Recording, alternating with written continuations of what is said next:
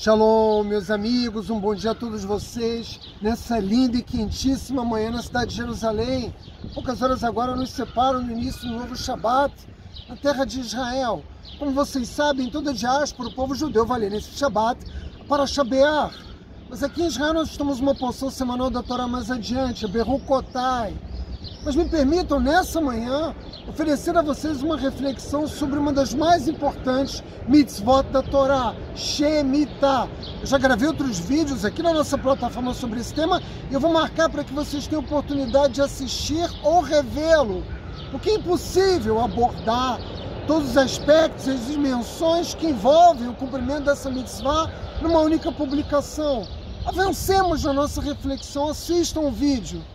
Existem inúmeras explicações entre os nossos sábios para o cumprimento dessa mitzvah, ou seja, qual é a sua finalidade, o que o Criador nos pede, para cumprir uma mitzvah que só ocorre uma vez a cada 7 anos e que só pode ser cumprida na terra de Israel. Então comecemos do princípio. A Torá nos diz: 6 anos você plantará o seu campo e no 7º, um ano sabático será para a terra, o Shabat para Hashem.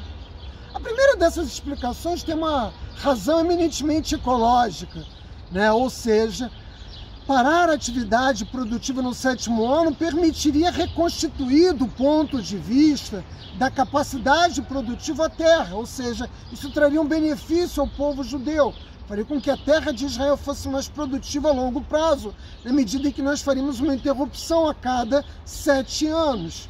Mas vejam, quando nós avançamos no estudo da Torá, nós vamos perceber que a punição que o Criador fixa pela inobservância desse mandamento divino é o exílio. E nós sabemos que o segundo exílio do povo judeu na Babilônia foi motivado justamente durante 70 anos porque nós deixamos de cumprir esse mandamento divino pelo mesmo período. Ora, se a razão que motiva o Criador a fixar essa mitzvah ecológica, a punição deveria ser uma outra completamente diferente. O esgotamento da terra deveria nos punir com uma colheita ruim, ou seja, o nosso povo passaria fome. Nós não observamos o mandamento divino, a motivação ecológica, portanto, nós vamos ter uma colheita muito ruim e o nosso povo vai enfrentar dificuldades para obter alimentos na terra de Israel. Mas não é assim, nós sabemos que não é assim. Ademais, nós chamamos esse Shabat de um Shabat para Hashem, e não um Shabat para a terra. O objetivo dessa mitzvah é liberar o homem do campo, aquele judeu que em Israel exerce atividade agrícola, para que ele possa estudar a Torá.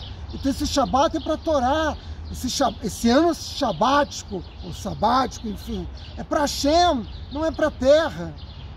Uma outra razão seria para nos lembrar, um lembrete da criação do mundo, ou seja, o ciclo de trabalho no mundo criado por Hashem tem 6 unidades de tempo, durante 6 dias, 6 anos nós trabalhamos e no 7º ano nós descansamos. Isso, de alguma forma, como nos ensinam aqueles que preconizam como fundamento dessa mitzvah, essa razão, lembrete da criação, que o objetivo dela é mostrar ao Criador a nossa crença. E nesse sentido, isso reforçaria também a nossa crença. Mas sejamos honestos, a cada 7 dias nós paramos um. Toda semana nós temos o Shabat. O Shabat foi criado por essa finalidade, para nos lembrar do milagre da criação, como está estabelecido em Bereshit, no início do primeiro livro da Torá. O mundo foi criado em 6 dias e no 7º o Criador descansou. Se toda semana nós cumprimos o Shabat, isso não é suficiente para internalizar o conceito de que nós devemos trabalhar 6 dias e descansar no 7º, é difícil, evidentemente, vocês vão concordar comigo, imaginar que nós vamos adquirir essa consciência a respeito da criação por meio de uma mitzvah que é observada uma vez a cada 7 anos apenas. É claro que não, seria uma ingenuidade. Ou nós adquirimos essa consciência por meio do cumprimento semanal do Shabat, ou não adquirimos. Não é porque a cada 7 anos nós vamos parar a atividade agrícola na terra de Israel que isso vai ter o poder de internalizar o valor, da forma como o Criador criou e governa o mundo. O objetivo dessa mitzvah, como nos ensina o Kliakar, não apenas ele, é incutir em claro Israel, na comunidade de Israel, uma profunda, meu amigo, poderosa e firme emuná e bitachon, crença, fé e confiança em Hashem. Esse é o objetivo, nenhum outro. Quando nós estávamos no deserto durante 40 anos, o povo judeu não plantava nada. Nós recebemos o alimento dos céus. O Criador nos enviava todos os dias nossos alimentos, para que o nosso povo pudesse se dedicar exclusivamente a Avodat Hashem, a servir o Criador através do estudo da Torá.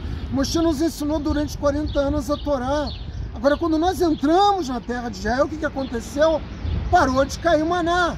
Então nós tivemos, quando entramos na terra de Israel, depois de sua guerra de conquista, da divisão da terra entre as 12 tribos, nós tivemos, porque parou de descer dos céus o maná, nós tivemos que arar, plantar e colher, como todo o resto do mundo.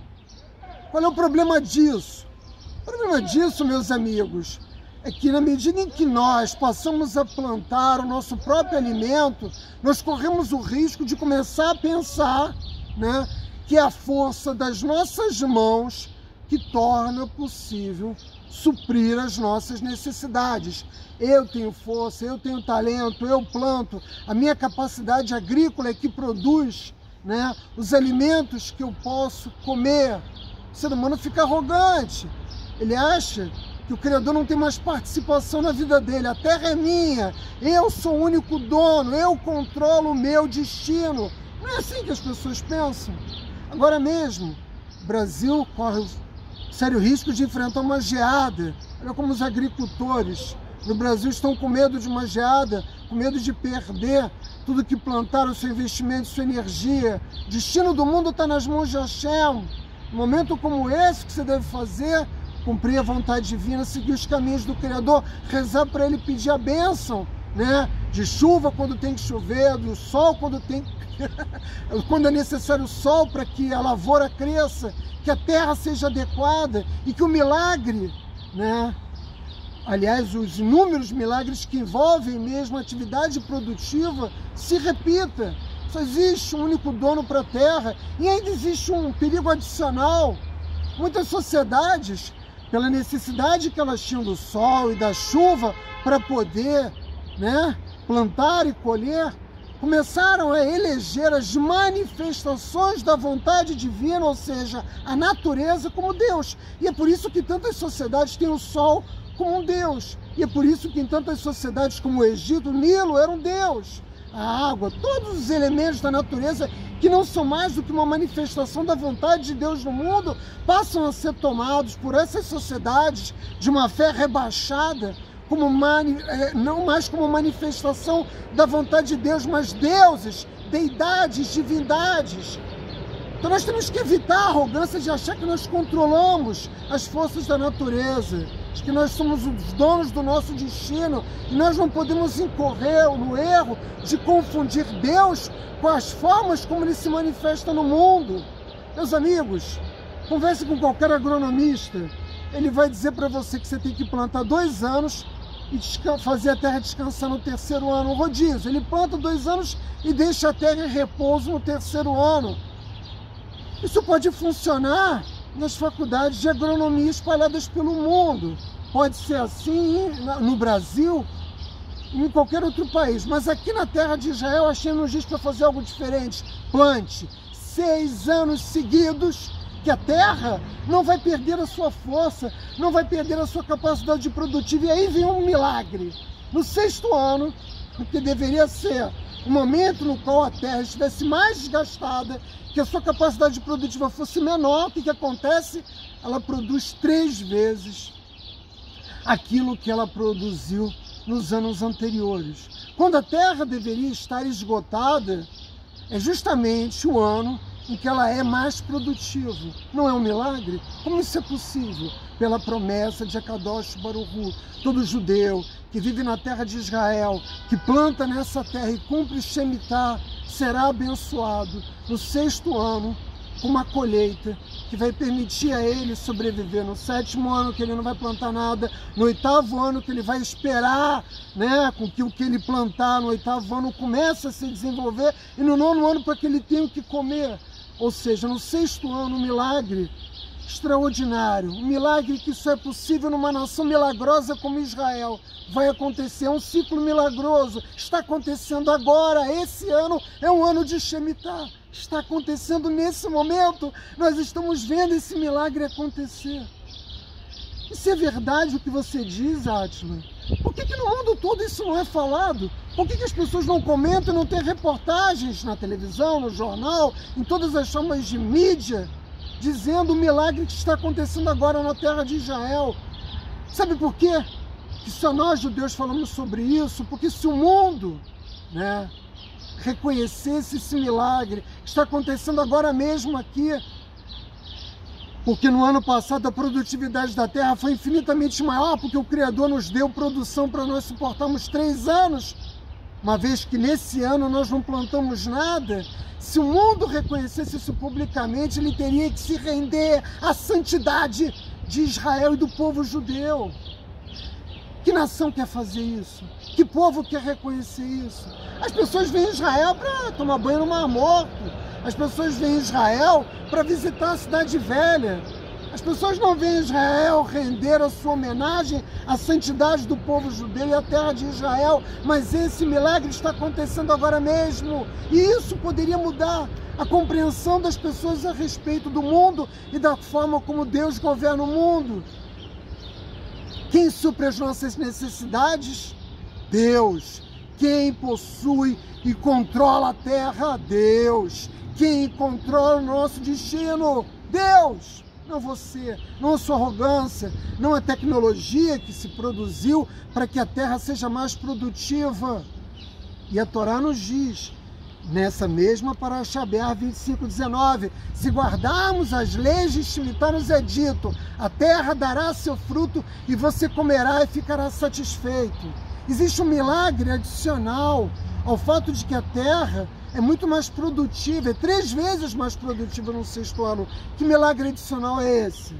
Se você, judeu, perguntar ao Criador o que eu vou comer no ano seguinte, nos anos seguintes, uma vez que eu não vou plantar no 7º ano, o que vai acontecer é que no 6º ano a sua produção vai ser tripla. Só que isso significa que você vai ter que arar mais, colher mais, você vai 3 vezes mais, você vai ter que transportar, você vai ter que armazenar esses alimentos em silos, em depósitos, ou seja, o tempo que você poderia estar utilizando para servir a Hashem por meio do estudo da Torá, você vai estar preocupado em recolher tudo aquilo que a tua propriedade vai te dar. Se você tem, por outro lado, a fé adequada, a emuná verdadeira, você jamais vai perguntar ao Criador, jamais vai se preocupar com o que você vai comer no ano seguinte, porque Hashem nos manda não plantar no 7º ano. E se Ele nos manda, Ele não pode nos trazer prejuízo. O Criador não vai pedir que o nosso povo passe fome. Nunca aconteceu isso na história de mais de 3.000 anos do povo judeu na terra de Israel. Jamais aconteceu isso. De modo que as frutas, para aqueles que têm uma fé adequada, têm um valor nutricional maior. Esse que tem uma fé mais elevada, a terra dele não vai produzir 3 vezes mais, mas ele vai comer menos e ele vai se sentir saciado. O alimento vai ter um valor nutritivo muito superior. Meus amigos, isso não é uma ficção. Isso não é algo dos contos de Nárnia. Isso está acontecendo agora mesmo na terra de Israel. E se você visitar os campos, você vai ver que qualquer pessoa pode entrar em Éfek, né? Você pode pegar o que você quiser de graça, porque a fé do povo judeu em Akadosh Baruch Hu é inquebrantável. E nós acreditamos que não vamos passar fome no ano que vem, nem no ano seguinte. E até que a nossa terra volte a produzir novamente, o nosso povo terá alimento. Mas as pessoas, evidentemente, preferem achar que isso é uma ilusão.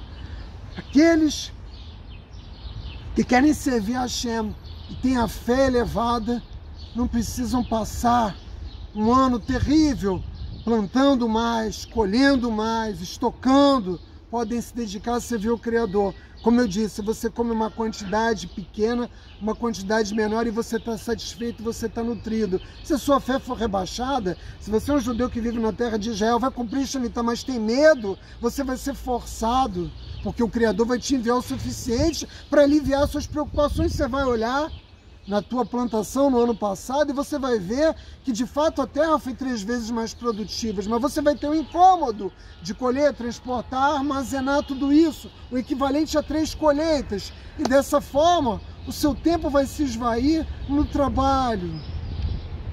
Ora, alguns de vocês talvez aí do outro lado da câmera estejam pensando, bom, eu não sou judeu, não sou agricultor, não vivo na terra de Israel, o que me importa esse tema? Ok, é impressionante, é maravilhoso, é extraordinário, mas eu não sou judeu, não sou agricultor, não vivo na terra de Israel. Essa é a maneira como Hashem age conosco, não apenas em Shemitah. Se fosse para falar sobre Shemitah, apenas sobre os impactos que isso tem para o povo judeu, eu não estaria gravando esse vídeo para vocês, e nem mesmo apenas para o povo judeu durante a vigência da lei de Shemitah. Todos os dias da nossa vida, o Criador age conosco da mesma forma que Ele age com o povo judeu na terra de Israel durante a Shemitah. E você do outro lado da câmera deve estar pensando, eu não entendi nada. Nós agimos, o Criador reage no nosso nível de emuná, no nosso nível de bitahon, fé e confiança. A forma como nós exercitamos a nossa fé e temos a nossa confiança no Criador determina o tipo de bênção que chega na nossa vida. Meus amigos, nós estamos cercados de milagres. A natureza nada mais é do que um milagre contínuo, ao qual nós nos acostumamos. Quem disse que essa oliveira tem que crescer como ela cresce e dar o fruto que ela tem que dar e que ela deve florescer na terra de Israel? E ela praticamente é como o povo judeu imortal. Se tiver água e ela não for cortada por um palestino, ela pode sobreviver quase tanto tempo quanto o povo judeu. Nós recebemos do Criador a mesma coisa que nós oferecemos ao Criador. O nosso nível de confiança determina o nível do milagre.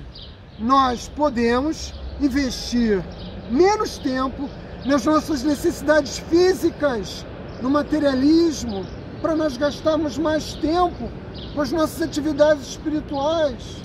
Olha, eu vou confessar uma coisa a vocês, eu durmo muito poucas horas, e eu mesmo me surpreendo com a idade que eu já tenho, de conseguir realizar todas as atividades que eu realizo, descansando tão poucas horas, porque eu tenho que trabalhar muitas horas em Israel, porque o custo de vida é alto, né? E eu vivo em Jerusalém, que é uma cidade cara, e eu ainda encontro tempo para estudar a Torá, ainda encontro tempo para difundir a Torá, para responder cartas, para fazer as minhas orações, para fazer tudo aquilo que o Criador me pede. Se eu tivesse que matematizar essas horas todas, a conta nunca chegava a 24 horas num dia. Mas evidentemente o meu dia tem 24 horas como o dia de qualquer ser humano. A forma como nós gastamos o nosso tempo é determinada pelo nível de emuná que nós temos. Quando nós nos dedicamos à nossa vida espiritual, evidentemente, ao nosso serviço ao Criador, Avodat Hashem, nós recebemos do Criador milagres, bênçãos nessa mesma direção. E essas são as lições dessa mitzvah. Não tem uma razão ecológica, não diz respeito à lembrança do milagre da criação do mundo em 6 dias, ou qualquer outras das razões que são elencadas como uma justificativa para que essa mitzvah não seja pedida pelo Criador. O objetivo dessa mitzvah é aumentar a nossa fé, é aumentar a nossa confiança, ela instila em cada um de nós maior emuná, maior bitahon. E veja, meus amigos, essa mitzvah, mais do que qualquer outra da Torá, ela serve como um selo que testifica a verdade da Torá. Que verdade? Diz que ela não foi escrita por Moshe Rabbeinu, ela não foi escrita pelos homens. Os mandamentos divinos foram escritos por Akadosh Baruch Hu, enviado aos homens. Você vai dizer, por quê? Por que essa mitzvah mais do que qualquer outra? Imagine, meus amigos, que agora eu decidisse criar uma religião nova. E nessa religião eu dissesse para vocês, olha, vocês vão plantar 6 anos. No 7º ano, esse será um ano sabático.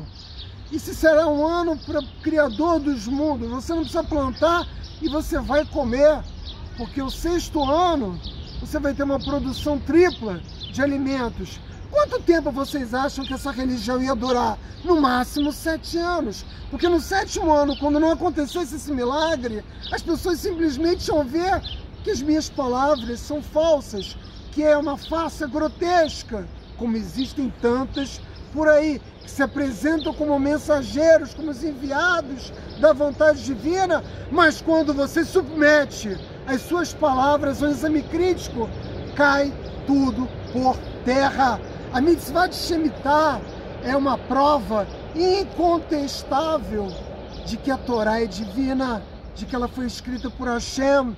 Quem, que homem, que ser humano pode prometer senão Deus, Kadosh Baruch Hu, ao povo judeu que plante, que colha durante 6 anos e no 7º ano ele faça a terra descansar?